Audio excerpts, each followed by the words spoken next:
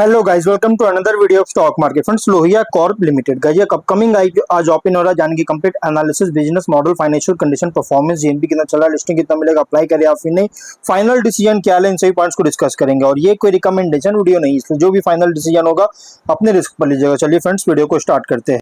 तो guys IPO 23 को open हो रही है, आज के दिन 27 क्लोज किया जाएगा। 3 डे आईपीओ है। 30 जुलाई लिस्टिंग डेट, 1 रुपीज का फेस वैल्यू, 404 टू 425 रुपीज का price band, 35 share lot size, OFS book build IPO, 1101 crore का issue size, 2.6 crore shares issue किया गया। बीएसई एनएससी दोनों एक्सचेंज में लिस्टिंग होगा। कंपनी जो फंड रेज करी है, एक भी रुपया कंपनी के पास नहीं जाएगा, बल्कि इन्वेस्टर्स प्रोमोटर के पास जाएंगे जो अपना स्टेक सेल कर रहे हैं। और अलॉटमेंट डेट 28 जुलाई का, सेम डेट को 29 को रिफंड से रिलीज किया जाएगा। शेयर्स डीमैट अकाउंट में क्रेडिट होगा। ऑफर दिया गया है QIB 75%, HNI 15, retail 35%, sorry retail 10% only offer दी गई है। Retail only minimum 1 lot apply कर सकते हैं, 35 शेयर्स मिलेंगे। 14.8 पे करना पड़ेगा। 14 और मैक्सिमम 13 लॉट अप्लाई कर सकते हैं, 1.9 लाख पे करना पड़ेगा। Small HNI minimum 14 lot apply कर सकते हैं, 2.1 लाख पे करना पड़ेगा। मैक्सिमम 67 लॉट अप्लाई कर सकते हैं, 9.9 लाख रुपीज पे करना पड़ेगा। Big HNI minimum 68 lot apply कर सकते हैं, 10.1 लाख रुपीज पे करना पड़ेगा। मैक्सिमम कोई लिमिट नहीं है।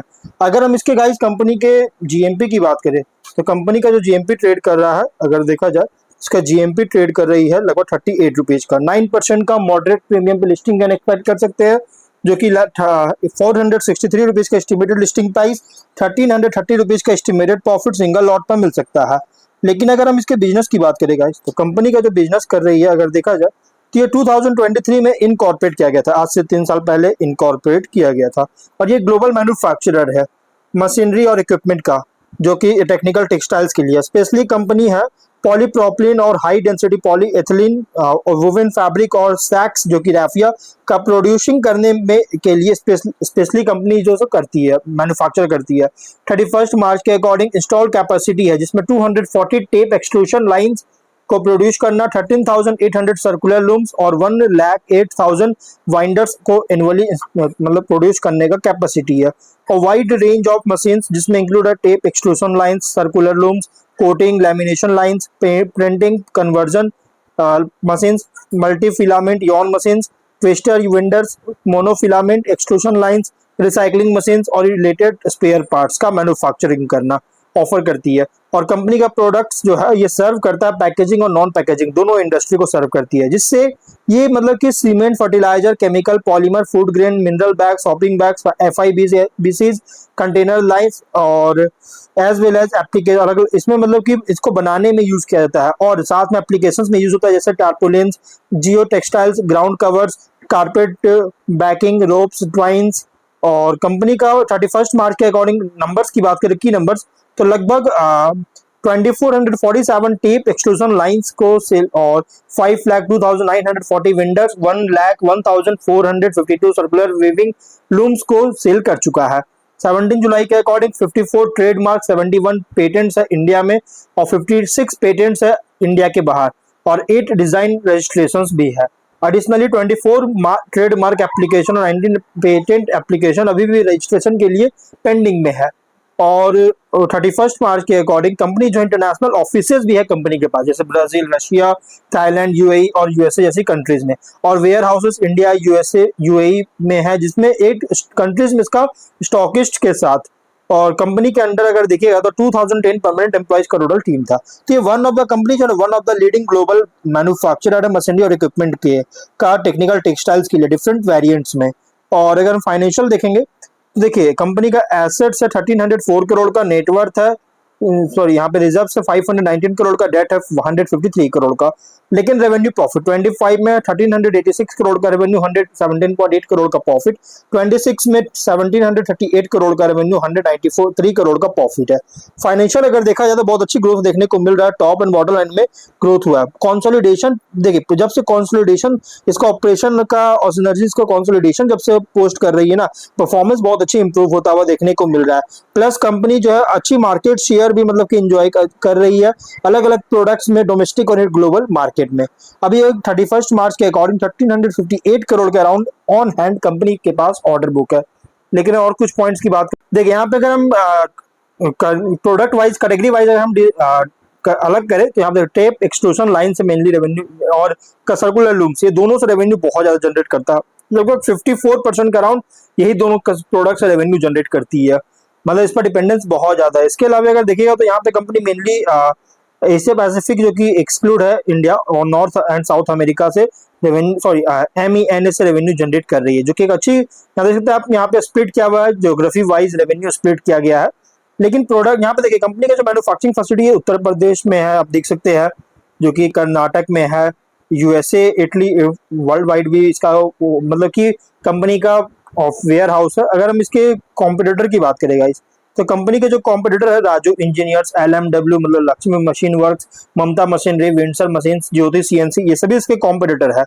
और Omnitech engineering, Epack, prefab technologies, Aditya Infotech, सभी कॉम्पिटिटर है गाइस। ऑब्जेक्टिव क्या है तो ROE 31.7, ROCE 30.4, RONW 106.1% का, debt equity 0.5 time, PAT margin 8.5, EBITDA margin 16.5% का, PB है 8.6, PE रेशियो 23.2 टाइम का, promoter holding pre issue 95.6, post issue 75.2%, market cap 4490 crore का अराउंड होगा।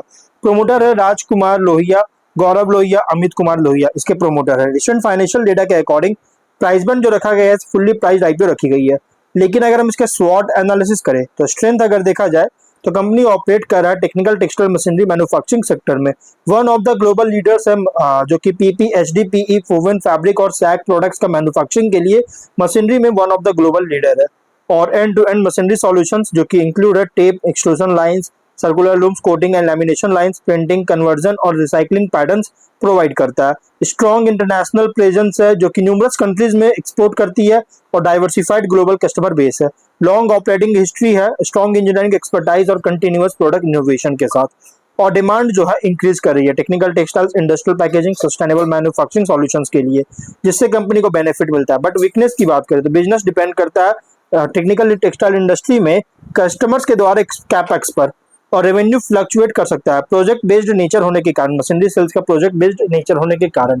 वर्किंग कैपिटल इंटेंसिव है लॉन्ग मैन्युफैक्चरिंग एग्जीक्यूशन साइकिल्स के कारण, और रिक्वायर है कंटिन्यूअस इन्वेस्टमेंट का रिसर्च, टेक्नोलॉजी और प्रोडक्ट डेवलपमेंट में।